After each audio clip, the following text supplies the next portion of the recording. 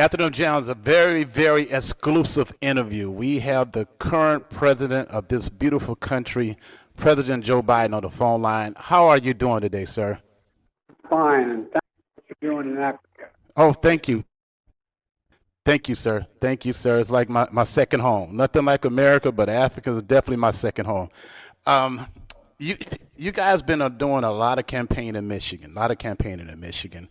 Why is Michigan so important, and what is at stake for the state of Michigan? Well, I think first of all, Michigan is one of the five states that are going to determine the outcome of the election, uh, based on the electoral votes and based on the way how what a toss up a lot of it is. Number one. Number two, it's important because everything's at stake, literally. For example, you're in Africa. You know the guy I'm running against has no interest in what's going on in Africa at all. So much we can do. I used to be chairman of that committee, the Foreign Relations Committee, when I was in the Senate. And what the kind of thing you're doing, providing closed opportunities, just give people a shot.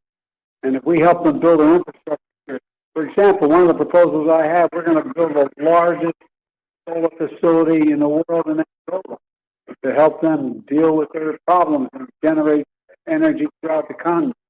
We want to build a railroad all the way across the continent, from the ocean, from the Atlantic Ocean into the Indian Ocean. There's so much we can do. There's a billion people, a billion people. Right, right. Wow. That's good to hear, Mr. President. Some people have the mindset that their vote doesn't count, that they just one person and it doesn't matter. What can you say to them?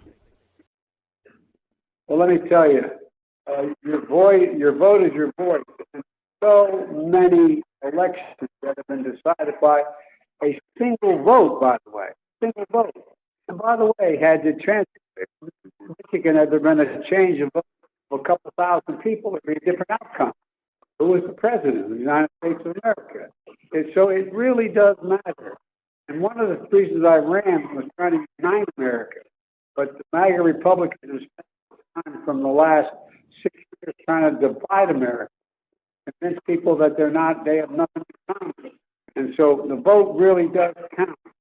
And because Mr. Sanders turned out to vote 2020, we made remarkable progress. Low and prescription drug costs, rebuilding roads and bridges, creating jobs, 800,000 new manufacturing jobs. So much at stake. Democracy, freedom, our economy is on the line.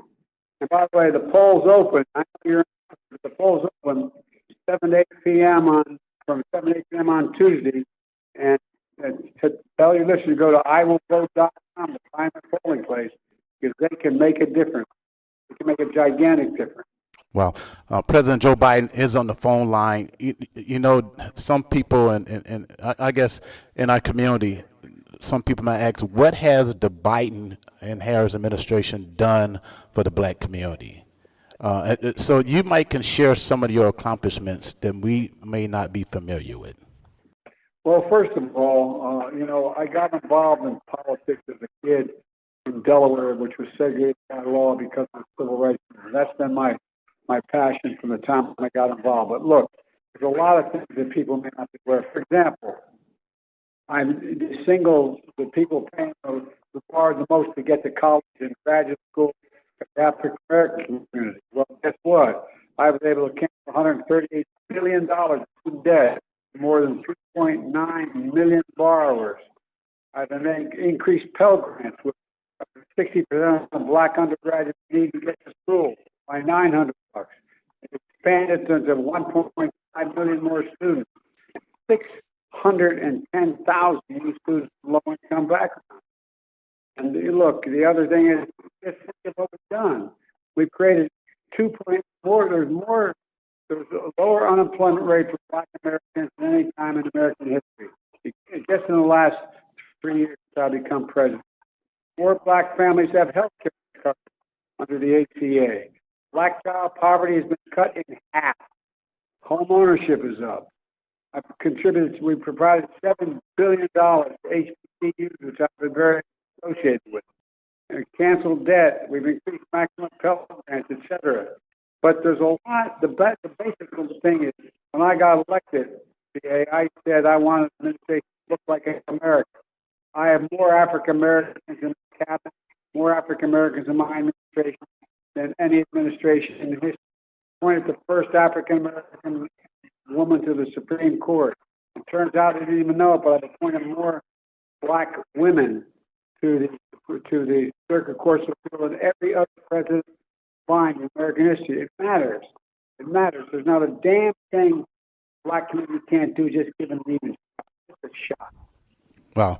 President, I know you got to roll. When I'm back in America in a few days. I can't wait. Hopefully before November, we can get you back on and we can have an extended conversation. Just want to let you know you're talking to the first LPF film, black-owned LPF film that was started under President Bill Clinton 22 plus years ago. And so thank you for being a part of that administration, of that body of lawmakers that made that possible. Oh, by the way, I was a big supporter of Bill Clinton, and I was a significant voice in the Judiciary and Foreign Relations Committees because I'd been around for a long time before Clinton got elected as a senator. And by the way, he and I are going to be campaigning in a couple of days together. He and I and Barack recently. Wow. Wow. It's an honor, Mr. President. It's an honor to talk to you. God bless you. Looking forward to talking to you again. And thanks to your staff. Wonderful people. Well, thank you, pal. I look. Me too. Me too. Thank you so much. God bless. Thank you.